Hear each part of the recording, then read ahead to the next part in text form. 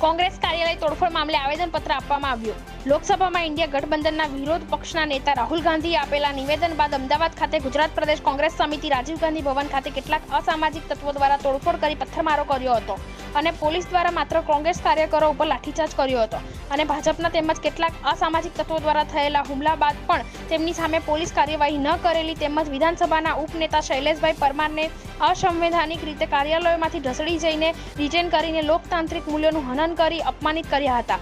આ મામલે ઊંઝા શહેર અને તાલુકા કોંગ્રેસ સમિતિના હોદ્દેદારો, કારોબારી અને કાર્યકરો દ્વારા મામલતદારને આવેદનપત્ર આપવામાં આવ્યું હતું. વિરોધ પ્રદર્શન કરી આ બનાવને વખોડી કાઢ્યો હતો. મામલતદાર વતી નાયબ મામલતદારે આવેદનપત્ર સ્વીકારી મહામહિમ ગુજરાત સરકારના રાજપાલશ્રીને મોકલી આપવામાં જણાવ્યું છે. અહેવાલ, લેખન અને ફોટો R.L. પરમાર.